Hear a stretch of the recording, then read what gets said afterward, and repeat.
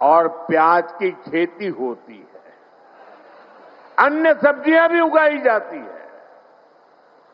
दुनिया में फ्रेश सब्जियों की बहुत बड़ी डिमांड है।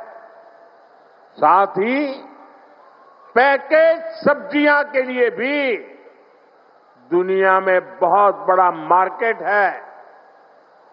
मेरा तो सपना है कि दुनिया भर के बाजारों में भारत के किसानों, भारत के पशुपालकों और भारत के मछुआरों के उत्पाद दुनिया में धूम मचाए। दोस्तों, दुनिया में धूम मचाए।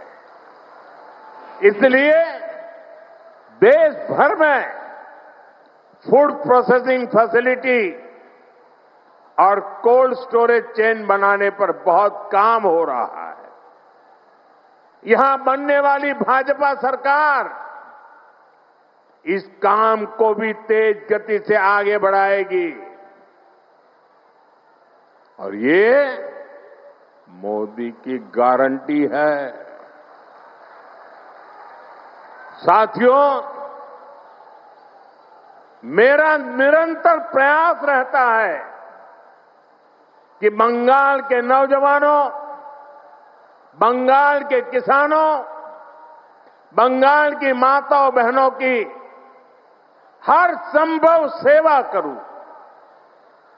लेकिन यहां की टीएमसी सरकार केंद्र सरकार की योजनाओं को आप तक ठीक से पहुंचने ही नहीं देती। अरे भाई, अगर इनको मोदी से परेशानी है, ये तो मैं समझ सकता हूं। इनको बीजेपी से दुश्मनी है, ये भी समझ में आता है। लेकिन टीएमसी तो बंगाल के लोगों से अपनी दुश्मनी निकाल रही है। टीएमसी यहां के नौजवानों, यहां की माताओं बहनों, यहां के किसानों से दुश्मनी ठाने हुए हैं। साथियों, बंगाल के मछुआरों से टीएमसी कैसे अपनी दुश्मनी निकाल रही है, इसका मैं आपको एक उदाहरण देता हूं। बंगाल में लाखों परिवार मछली के काम से जुड़े हुए हैं। यहां से अभी जितनी मछली एक्सपोर्ट होती है, उससे कहीं अधिक संभावनाएं बंगाल में है। बंगाल के फिशरमैन में वो ताकत है।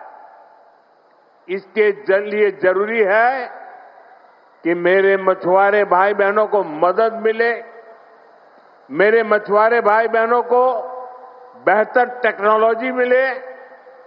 इसी सोच के साथ देश भर के मछुआरों की मदद के लिए केंद्र सरकार ने एक डिजिटल प्लेटफॉर्म बनाया। इस डिजिटल प्लेटफॉर्म पर देश भर की राज्य सरकारें अपने यहां के मछुआरों के नाम रजिस्टर करवा रही है। लेकिन बंगाल में इस काम पर ब्रेक लगा हुआ है। हम बंगाल की टीएमसी सरकार को बार बार चिट्ठी लिखते हैं। मुख्यमंत्री जी चिट्ठी नहीं पढ़ती है, लेकिन अफसरों को तो पढ़ने दो। लेकिन टीएमसी सरकार यहां के मछुआरों के रजिस्ट्रेशन में बिल्कुल सहयोग नहीं कर रही है।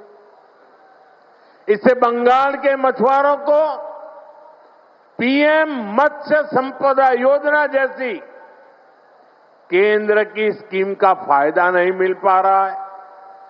साथियों, टीएमसी बंगाल के नौजवानों के भविष्य भी के साथ भी खेल खेल रही है। पूरे देश में हजारों आधुनिक पीएम श्री स्कूल खोले जा रहे हैं, लेकिन टीएमसी बंगाल के बच्चों को पीएम श्री स्कूल की बेहतर शिक्षा से भी वंचित रख रही है। आप मुझे बताइए, बंगाल के बच्चों का भविष्य तबाह कर रही टीएमसी सरकार को जाना चाहिए कि नहीं जाना चाहिए? जाना चाहिए कि नहीं जाना चाहिए? ये टीएमसी को भगाना चाहिए कि नहीं भगाना चाहिए? ये टीएमसी को हटाना चाहिए कि नहीं हटाना चाहिए? बंगाल को बचाना चाहिए कि नहीं बचाना चाहिए?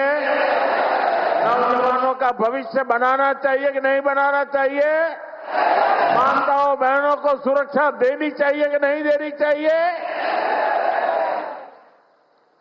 क्या ऐसी टीएमसी सरकार को बंगाल को सजा देनी चाहिए कि नहीं देनी चाहिए? ये टीएमसी को सजा मिलनी चाहिए कि नहीं मिलनी चाहिए?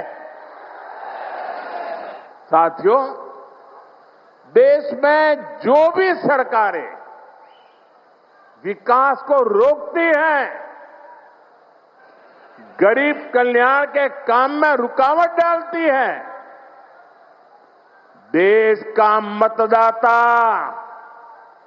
अब जान चुका है, देश का मतदाता जाग चुका है।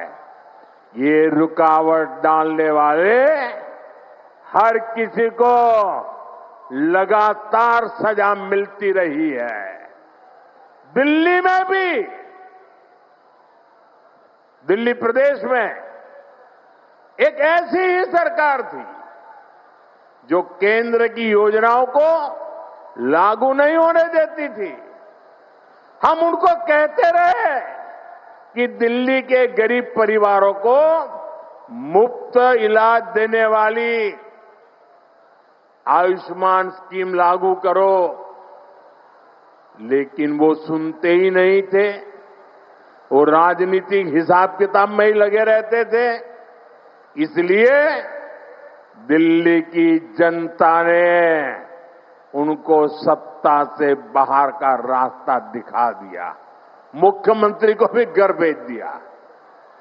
और अब दिल्ली में आयुष्मान योजना से गरीबों को मुफ्त इलाज हो रहा है। साथियों, बंगाल की जनता ठान चुकी है, यहां के लोग टीएमसी की निर्मम सरकार को सबक सिखाने वाले हैं, ताकि यहां भी बीजेपी सरकार बने।